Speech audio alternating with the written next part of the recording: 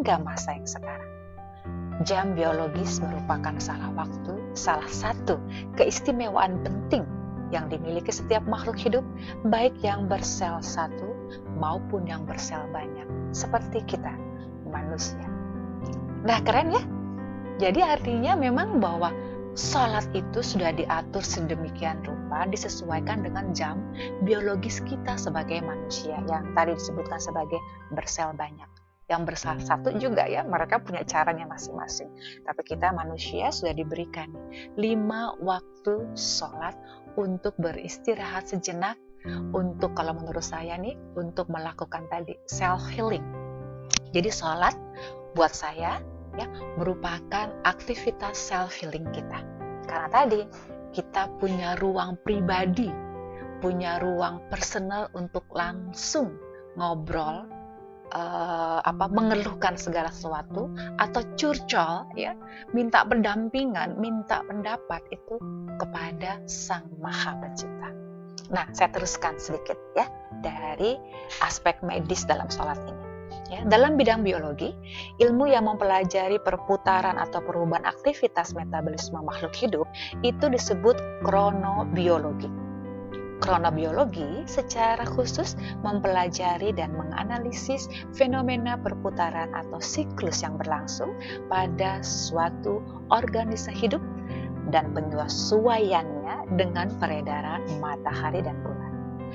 Nah, sahabat, perputaran atau siklus ini disebut ritme biologis atau kita kenal dengan sebutan jam biologis. Kajian kronobiologi meliputi studi tentang anatomi, perbandingan fisiologi, genetika, biologi biologi molekular dan perilaku organisme. Manusia sebagai makhluk hidup dengan jaringan sel dan sistem metabolisme yang sangat rumit, tentu saja memiliki jam biologis yang mengatur dan menjadwalkan aktivitas seluruh organ tubuh serta jaringan pernafasan, saraf, dan juga sistem pencernaan. Wow, keren ya? Saya terusin ya. Aktivitas semua organ tubuh manusia diatur dan dikendalikan oleh sebuah organ di bagian tengah otak yang disebut hipotalamus.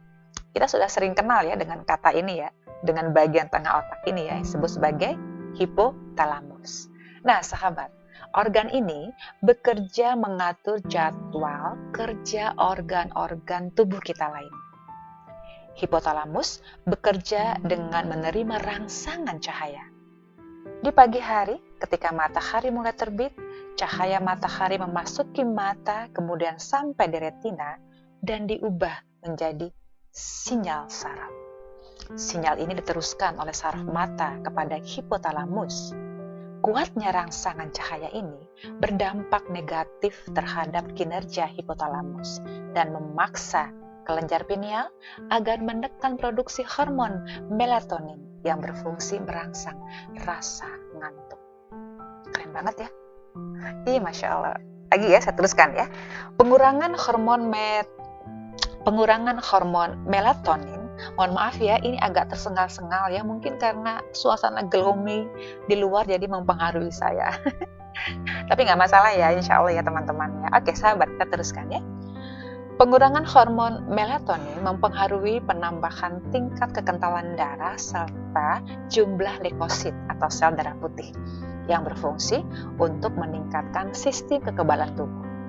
Proses ini juga menambah aktivitas aliran listrik dalam otak, menaikkan tekanan darah, mempercepat detak jantung kita. Karena itulah, tubuh manusia bekerja lebih aktif lagi pada siang hari. Sebaliknya, ketika cahaya matahari meredup dan akhirnya tenggelam pada malam hari, hipotalamus kembali aktif, memberikan rangsangan kepada kelenjar pineal agar menambah produksi melatonin. Akibatnya, timbul kembali rasa kantuk yang hebat yang memaksa tubuh untuk mengurangi aktivitas. Begitulah jam biologis manusia bekerja sesuai dengan ketentuan ilahi yang tak berubah sepanjang masa. Jam biologis ini bekerja mengikuti sunnatullah yang memperedarkan siang dan malam. Seluruh peran, fungsi, dan anggota tubuh manusia bekerja secara menyeluruh dan seimbang, yang semuanya bertujuan untuk menciptakan kebaikan tubuh bagian atas yang meliputi kehidupan, keselamatan, kesempurnaan, dan ketundukan. Contohnya nih sahabat, ya, pada waktu tengah hari, jaringan sel saraf bekerja, begitu pula jantung, peredaran darah, dan jaringan pernafasan untuk meningkatkan produksi hormon yang memicu organ-organ tubuh untuk beraktivitas seperti hormon kortisol yang puncak produksinya terjadi di pagi hari, dan hormon lainnya yang mendorong produksi hormon kortisol. Hormon kortisol ini diproduksi oleh kelenjar kecil seberat 4 gram yang melekat pada ginjal. Kortisol memiliki beberapa fungsi, di antaranya mengatur aktivitas transformasi atau pengubahan karbohidrat dan mengatur kestabilan kadar glukosa dalam darah. Zat-zat di atas merupakan sumber energi yang diperlukan tubuh kita untuk menjalankan aktivitas sehari-hari. Jadi, hormon kortisol berperan penting bagi kelancaran aktivitas tubuh. Dengan kata lain, tingkat aktivitas tubuh berbanding lurus dengan jumlah kortisol. Semakin tinggi kadar kortisol, semakin tinggi kemungkinan tubuh beraktivitas. Selain memproduksi kortisol, kelenjar kecil ini juga memproduksi 30 jenis hormon penting lainnya, seperti adrenalin dan neuroadrenalin. Kelenjar ini bekerja atas perintah dari pituitari atau hipofisis. Sahabat yang dirahmati Allah, karena itulah ya hal-hal ini terjadi untuk membantu kita beristirahat sejenak ya dengan aktivitas kita sehari-hari. Saya lanjutkan lagi. Kalau tadi siang hari hormon kortisol, sekarang pada malam hari. Nah, pada malam hari ini sahabat, berlangsung produksi hormon yang mendorong tubuh untuk beristirahat, bersantai, dan menenangkan diri. Namanya hormon melatonin. Hormon ini mendorong tubuh kita untuk memproduksi sel-sel baru dan sel darah putih yang berfungsi untuk meningkatkan kekebalan tubuh. Karena itulah, biasanya demam menyerang di malam hari. Pada itulah, saat itu hormon kortisol mengalami penurunan. Pada giliran berikutnya, sistem pertahanan tubuh bekerja untuk menggantikan peran hormon kortisol. Sahabat yang dirahmati Allah, para peneliti menemukan bahwa waktu-waktu sholat bersesuaian dengan secara sempurna dengan waktu aktivitas fisiologis tubuh kita, hingga seakan-akan waktu sholat menjadi pemandu yang menentukan aktivitas tubuh. Sebagaimana telah tadi saya kemukakan, bahwa hormon kortisol mendorong tubuh manusia untuk bekerja aktif. Produksi hormon kortisol mencapai puncaknya pada waktu terbit matahari dengan kadar maksimal mencapai 21 gram. Jumlah ini bertahan hingga datang waktu duha. Setelah waktu duha, kadar kortisol mulai berkurang hingga mencapai angka 7 mg pada waktu zuhur. Setelah itu, hormon kortisol kembali mengalami peningkatan hingga mencapai 6 mg yang bertahan hingga waktu asar. Dan seterusnya kembali menurun secara bertahap seiring dengan terbenamnya matahari hingga kadarnya tinggal 3 mg pada pertengahan malam. Jadi, sahabat yang dirahmati Allah, waktu-waktu sholat kita sudah diatur sedemikian rupa. Ketika hormon kortisol kita sedang naik, itulah sholat-sholat duha, ya, sholat-sholat zuhur dan sholat asar kita lakukan.